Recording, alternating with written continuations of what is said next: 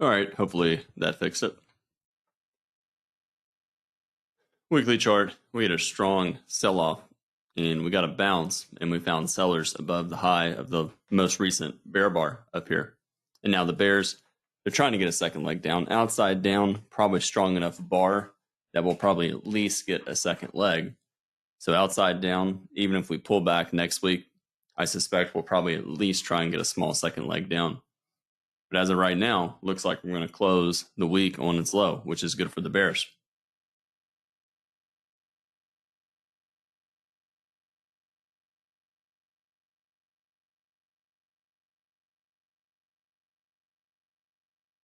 What's the chances that next week is going to be another second big bear bar closing on its low? I think it's relatively low probability. Realistically, next week's probably going to be disappointing for the bulls. So it'll probably not be another big bar closing on its low.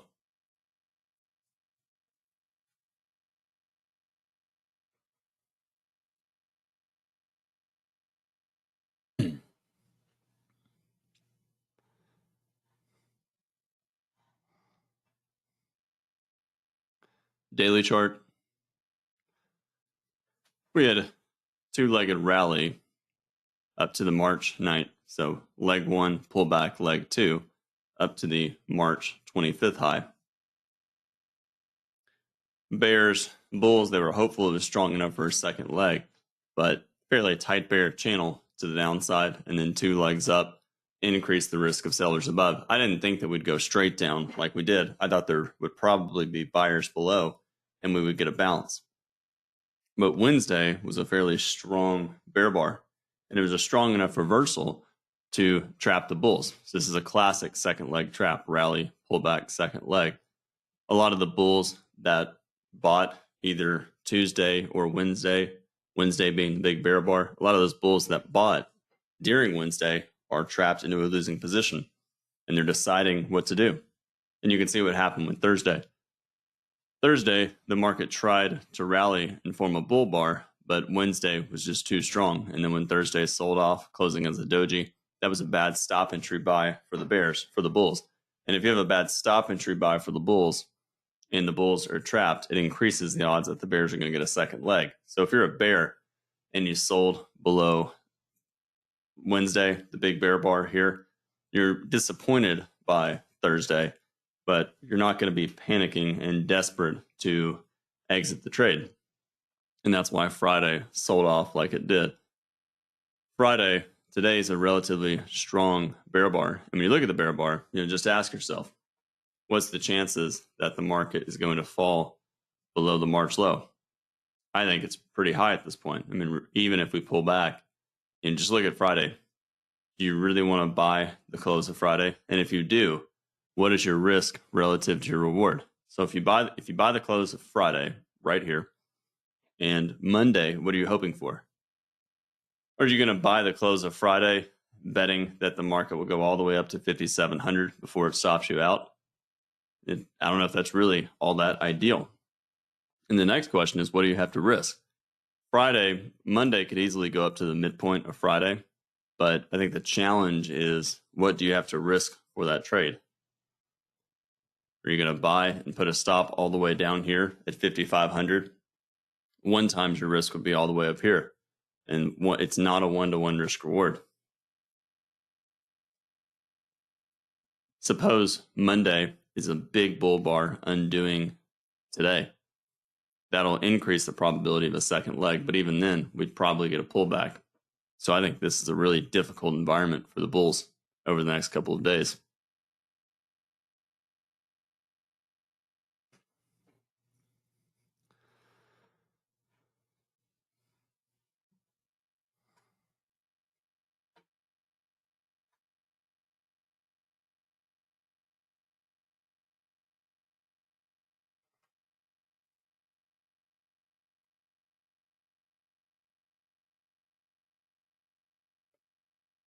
First bar of the day, gap down below the trading range.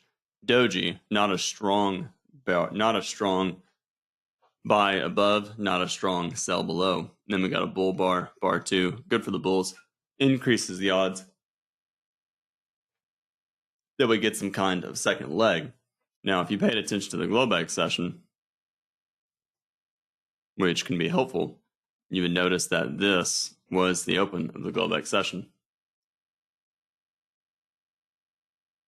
So the open was here, and you're in a tight trading range. And then we broke below the range, and we got a measured move down. Really more than that. So bar 2, good for the bulls, but testing the top of the trading range increases the risk of sellers above. Although I do think probably buyers below 2, buyers below 1. And then 3, bear bar closing on its low. That's a strong enough reversal bar that it increases the odds that we're going to get some kind of second leg. So for 3, there might be buyers below 3. It's a breakout pullback sell, bottom of the range. But even if there are buyers below 3, there's probably sellers not far above 4. 4, weak, doji, bad stop entry buy for the bulls increases the odds that the bears are going to get another leg down. And then 6, a bear breakout. Bears, not a strong close below 1, but a bear bar in a 4-bar bear micro channel increases the odds the first reversal up will fail. Probably buyers below 1 and buyers below 4. And instead, something changed with bar 6. Bar 6 was a follow-through bar after bar 5. Consecutive bear bars, good for the bears, always in short, probably sell the close. 7, bull bar, reversal bar, testing near the low of 1. Bulls, they bought the 1 low, scaling in lower, trying to get out break even, and it could not reach there. And then we got another leg down on 8. For the bears, it's a second leg down after 5 and 6. Bulls are hopeful that it's a parabolic wedge. Parabolic wedge with 1, 7, and 8. But realistically, strong enough reversal, probably going to get a second. Strong enough sell-off, probably sellers above. 9, follow through selling, still sell the close, probably going lower.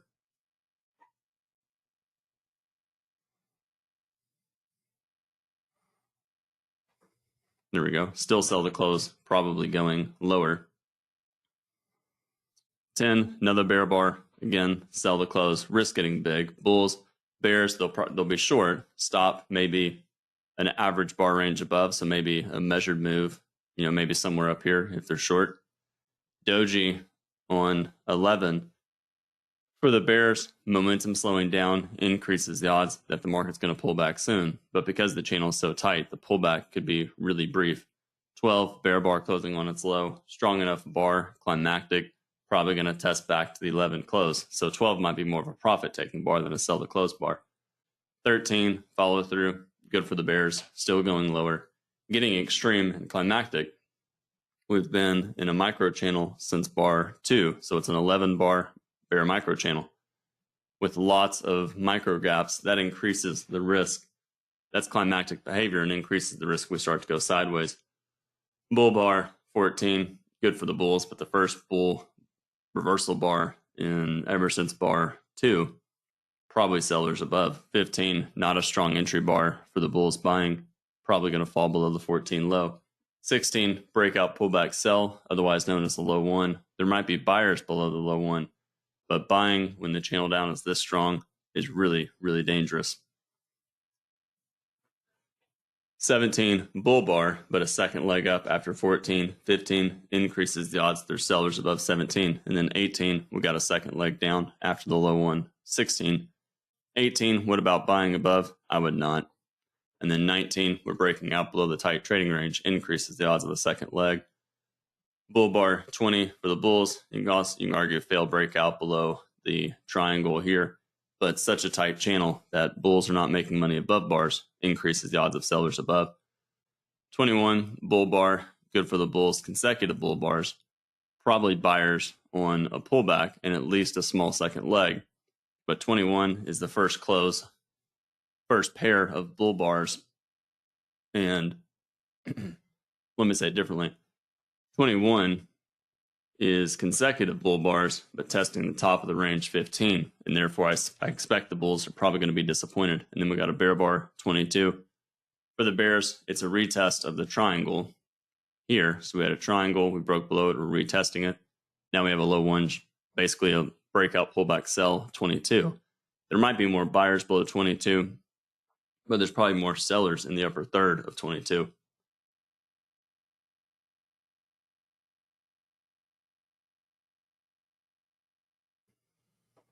And you can see 23 formed a follow-through bar. For the bears, second leg down, likely.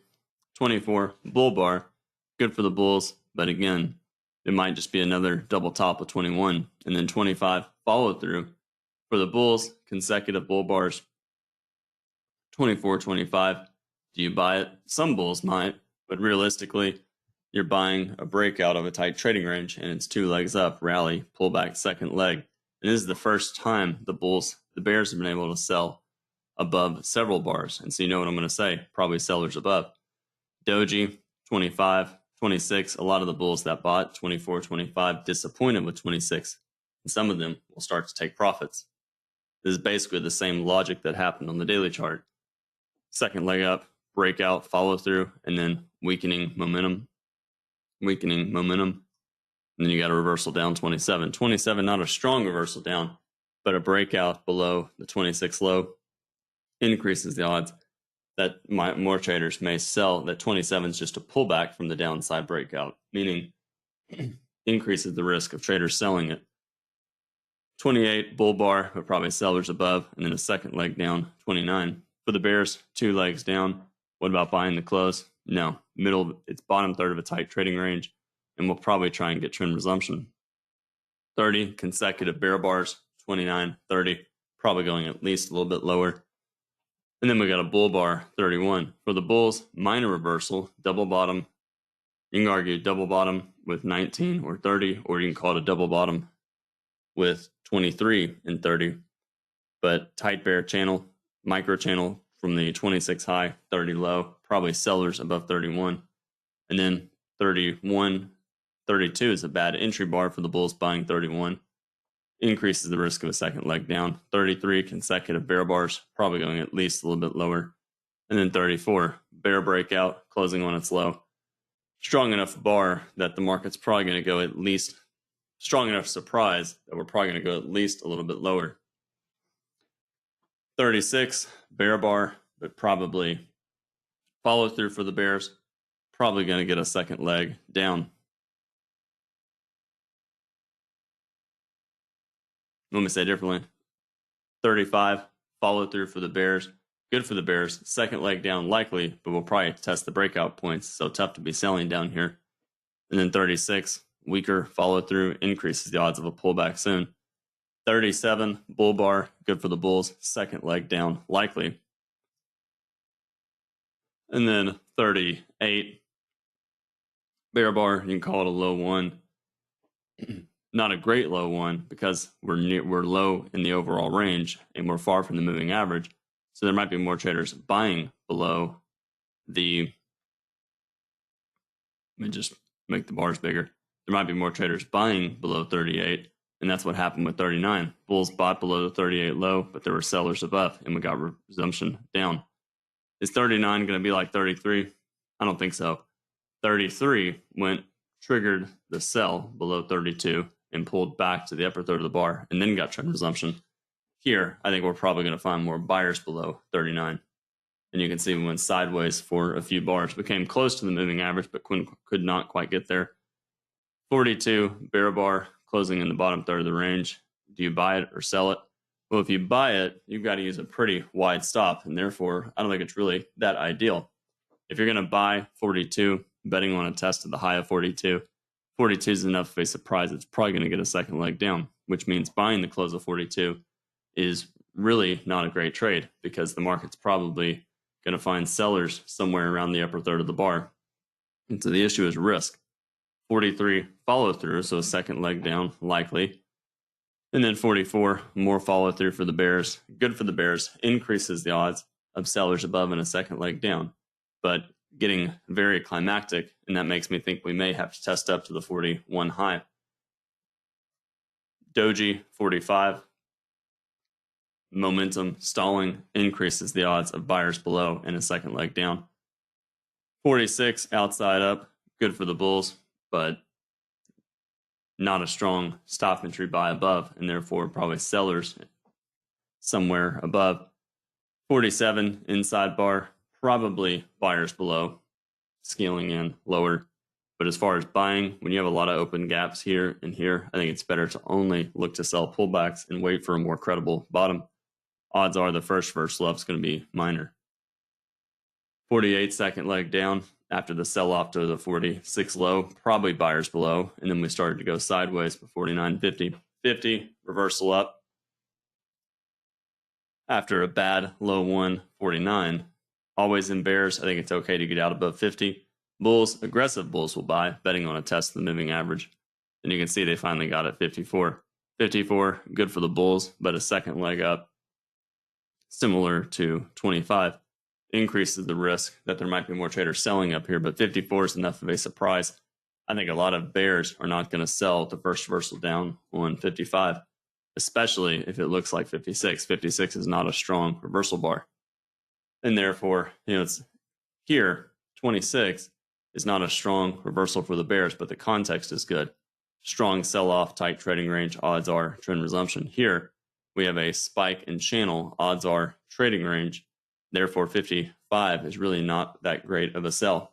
Probably buyers below 55. 56, breakout pullback buy, second leg up after 54. But probably sellers above the 55 high and the 56 high, scaling in lower. Some bears, they'll sell below 55 and sell more above, which is what happened with 57. 57, second entry sell, two legs up after 54, increases the risk of bulls selling out of longs below 57. 58, a bull bar after 57, but not a strong stop entry buy above. So there might be more traders selling the close of 58, betting on a second leg down. And that's what happened with 59. 59, good for the bears, probably going at least a little bit lower. 60, bull bar, but not a strong bull bar, probably sellers above. Bull bar 61, but bears, they're hoping that they're sellers above. And then we got a second leg down, 62. 62, a little bit of a surprise, may go a little bit lower and test down to the bottom of the range. But probably not going a lot lower. 63, doji. Weak follow through after 62, increases the risk of buyers below. And 64, a bear bar outside down, but possible wedge. 56, 60, 64, probably buyers down here. 65, bull bar, good for the bulls. Probably going to get a couple of legs sideways to up and maybe get up to the 57 high. The 57 high. Follow through 66, good for the bulls. Doji is 67, so probably more traders buying the low of 67 than selling it. But 67 being a doji is a warning that the bulls are not as strong as they could be. And then 68, bull bar, second leg up after 65, 66. There might be more traders selling up here. 69, bear bar. Good for the bears, but I suspect probably buyers below 69 and 68. But 69 is a bad stop entry buy above, so probably sellers above. Doji, 70, probably sellers above. And you can see we basically went sideways for the rest of the session. And then in the final minutes of the bar, we sold off, forming a bear bar, closing on its low on the daily chart. For stop entries, when you see a sell-off that is just this strong on the open, once you see 4 and 5, traders will sell, stop above, betting on the first reversal up failing. And then anywhere in here, it's basically just sell the close, as long as you're brave enough to use a wide stop and trade small. And then where do the bears, if they sold, get out? Some will get out above 14, but again, minor. And those, I really believe, I don't have proof over it, but logically, it would just make sense, and it's exactly what I would do. I think some traders, if they're really, really fast, they'll get out above 14, and they'll wait to see what 15 does. When 15 starts to sell off and then rally but stall, and it's not racing to the upside, what do you think those bears are going to do? Well, they're going to do they're going to do exactly what the bulls are going to do. They're going to sell. The bulls that bought above 14, disappointed with 15, what are they going to do when they see the bar close? They're going to sell out of their long for a small loss. Bears are going to sell to go short, and that's what drives 16 down. Always in bears, if they're short, I think it's okay to get out above 20 or any of these bars and then wait for a two-legged pullback. I would not sell below 22, probably buyers below after 20, 21, And then once you see up here, the market starting to sell off 27, it's sellers above 28 or sellers below 29. And then bears, that some might get out above 31. I don't think they have to. If they do get out above 31, they sell again below 32 or 33. And then bears, they can get out above 37, but once the market goes sideways for 2 or 3 legs, even though it's really minor or micro, they're going to sell again during 42. And then here, I think it's really tough to stay short. But if you're truly trading always in, you get out above 50. Bulls, arguably they buy above 50, or they wait and buy down here 53. When the sell below 51 and 52 is beginning to fail, 53 is not the entry bar you want, so traders sell. And then the bulls that are long, I'd get out below 57. Some bears will sell 57 or sell above 58 for another leg down. And then here it's really a mess. If you sell below 59, what do you do with 60, 61? Probably sellers above, but not ideal. And then bears, I would definitely get out above 65, 2 or 3 legs down, double bottom. So double bottom, 50, 64. And in the second leg down is a wedge, 56, 60, 64. So that was a very credible buy signal bar. Bulls, they buy 65, they probably get out, I don't know, above the high one if they're smart, above 70, or maybe below 72, anywhere in here. And that's probably it for the rest of the day. Limit orders, basically, if you selling above any bar today had pretty, logical sense of making money. Actually, if you really look at it, there was very few instances, selling above 22, where the pullback was actually all that deep. So if you sell 22, a little bit of a pullback, and then you got it retested. If you sold anywhere up here, scaled in, price retested. So overall, basically the secret is look for pullbacks to sell and be very careful about buying. Buy the close, sell the close. You can basically buy any bear bar close. You can basically sell any bear bar closing on its low. After you see bar 6, just sell anywhere. And even sell bull bars, especially bulls that are 2 legs up. So you sell close 21, okay, for a minor pullback. And then when you see 25, 26, some will sell the close at 25. Others wait for doji 26 to confirm that the bulls are not doing enough, and then they sell. Let me take a look at a couple of questions. So where do we go tomorrow?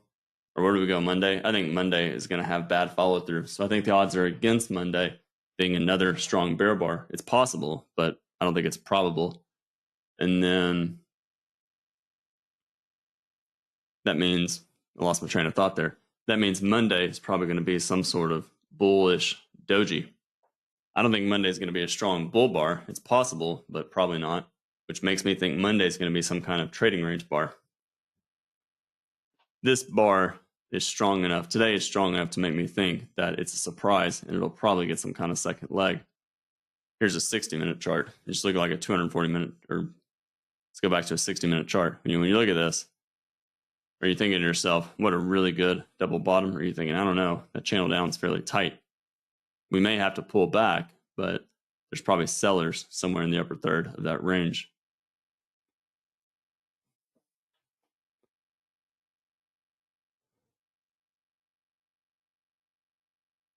Okay, what's the probability of testing today's open in the next 1 week? How do you study those daily candles? Well, you study the daily candles by understanding just price action in general.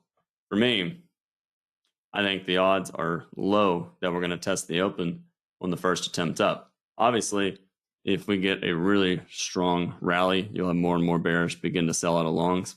So if we get some sort of just the opposite of this, which is fairly low probability, I think what's more likely is the bears, we have a sell-off, the bulls try and get a reversal attempt here.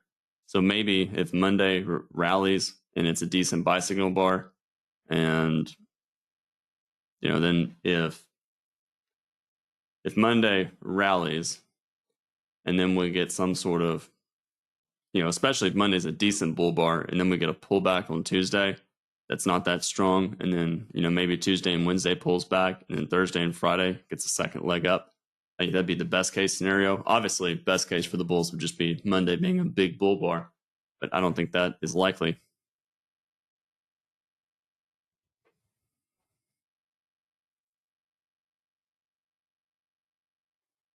Okay. Brad, I noticed that you and the other presenters usually seem to have strong reads on the market, yet you're quick to modify your view on price action. Any thoughts on things or ways to practice for either in the Brooks Trading Course material, the encyclopedia review? How do you speed up your decision-making process? Yeah, well, you speed up your decision-making process by being able to understand what is going on. Obviously, if you've been watching price action for a week and you just learned what a major trend reversal is, it's going to be really hard to see everything. Everybody sees the market as, I think anyone that knows, what a stock market is, if you show them this chart here, they would understand it. They'd say, oh, that's the US market. Every time it pulls back 10%, investors buy. So everybody gets the fact that every time you dollar cost average or you buy pullbacks, and whatever, I forget whatever the saying is, but basically, ride the wave down and buy, or buy fear. But so where am I getting at with that? The point is, if you just ask any typical person that watches CNBC and invest their money, they understand that they want to buy when the market is going down. But when you really, crack open these bars and really start to understand all the nuances, like, hey, here's consecutive buy climaxes after an expanding triangle. When you have consecutive buy climaxes, you're probably going to pull back for, some period of time. Or up here, we talked, I think Al, several people mentioned this. Here's a bull bar closing on its high. So consecutive buy climaxes, big bull bar closing on its high, probably going to test down to 5,500 and down here. How many traders are going to buy up here? Probably not many. And then you get a high one buy. There's probably sellers above. And so the point is, you eventually start to be able to adjust rather than just riding the pullbacks and suffering drawdowns. You see the rallies and you see a high one and you think, I'm not going to buy up here. That's a terrible buy. I should exit my positions and look to buy the pullback. Same thing with this bar. This is a really big bar. What's the chances that we get a rally next month? It's probably pretty good. However, what's the chances that this bar gets a second leg down? That's probably pretty good as well. So my fear here, my concern here for the bulls is the bears need a second leg, which increases the risk of another leg down and price possibly going lower. So how does that translate to your question? How do you learn to change your viewpoint so quickly? You start to see everything. You start to see more and more minor moves. What does that mean? You see the sell-off here, and you start to realize that, sure, I could sell and put a stop up here and hold on for dear life, or I could exit. Let's use a practical example. I talked about bar 14. I said always in traders. I said I don't have any proof over it, but it logically would make sense, and therefore that makes me believe that traders would do this, and I would do it. It's a reasonable thing. If you're short and you see a bar like 13 or 14 closing near its high with a tail, the odds are it's going to get some kind of second leg, and therefore you exit your shorts because you don't know how big the second leg up could be. And then when this bar starts to stall and go sideways, you immediately flip back to bearish. So you went from bearish here to bullish, back to bearish, and then the market went down. Over here, you're bearish, more bearish, and then you get a doji. So smaller body increases the risk that whatever breakout you get will reverse within a bar or two and start testing the upper third of bars. Now, to your point, which really answers your question, how do you learn to adjust? Well, the more you trade trading ranges, the more you start to realize that by the time the market starts to become bullish, it fails. By the time the market starts to become bearish, it fails. So all through here, you look at 54, you get excited, you think finally the bulls are going to be in control. They get a small second leg, and just when you become hopeful, 57 reverses down, and you get a bad high one, and you get a sell-off lasting 2 legs. You get a bear bar 62, and you think, all right, finally, the bulls, they failed on the rally with 57. That means the bears selling below 62. They're going to do really well. They're going to make money. Therefore, I'm going to be a bear. And then you start to get disappointed 63, 64, and you think, this isn't going to work. Maybe it's going to go the other way. So the market sells off, tries to go this way, then it tries to go this way, tries to go this way, then it tries to go here, then it tries to go here. And all through those movements, there's all sorts of miniature moves. So I talked about that. Bulls, they'll buy above 50. But the bears who sell as 52 goes below 51, think about it. The bears who sell below 51, 52 goes up, and then it starts to retest it. That's not what you want to see. A lot of those traders start buying back their shorts. And bulls, they start buying. So the point is, I think to really summarize and answer your question, because I know I'm really probably making the question more confusing. Some traders look at a 60-minute chart and they say, this was or a daily chart, and they say, what a bearish day that the stock market had. Now, obviously, that's what CNBC is going to say. They're going to blame something with tariffs and all sorts of reasons why the market's going down. And then you look at a 15-minute chart and you say, wow, there's a lot of different moves inside of the chart. And you look at a 5-minute chart and you see even more different directional moves. And then if you go to a 1-minute chart, you're going to see far more trades. Look at this, a really big buy climax. This was at basically the end of the day. This was over here. So this looks massive, but in relation to the entire day, obviously it's really, really small. So I hope that answers your question. But how do you get more proficient at that? With experience. You do enough, you just keep looking at charts and keep experiencing doing the right things and then doing the wrong things and learning from it.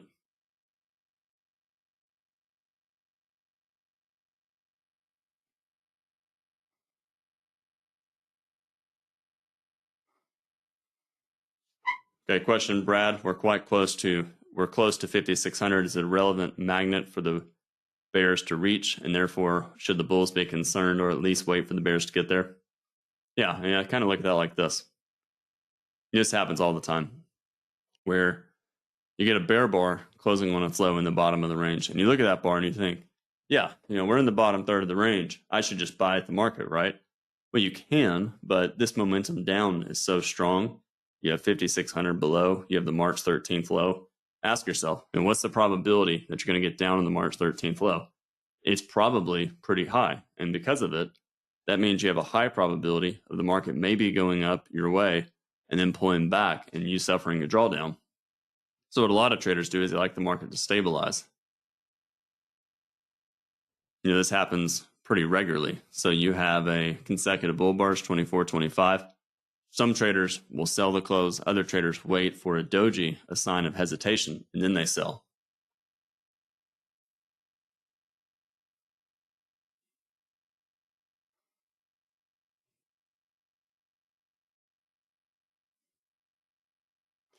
What are the types of setups you mostly trade? Yeah, mostly look at breakouts and second legs. So do I trade the price action? Yes. I'm always thinking about breakouts. Will the breakout succeed or will it fail? What's the leg count? And what's the market context? And based on that, that's how I formulate trades. So Monday, next week should be interesting. If the bulls are lucky, they'll prevent the bears from getting follow through. I do think next week will be disappointing. So if I had to guess, I don't think next week's going to be a relatively strong bear bar. If anything, I suspect it'll be a disappointment bar. And so maybe next week is some sort of sideways for several days. And then the week after that, we get a second leg down. Who knows? We'll see. We'll find out, obviously, next week and the week after. All right. Thanks, everyone, for listening. And I will talk to everyone sometime on Monday.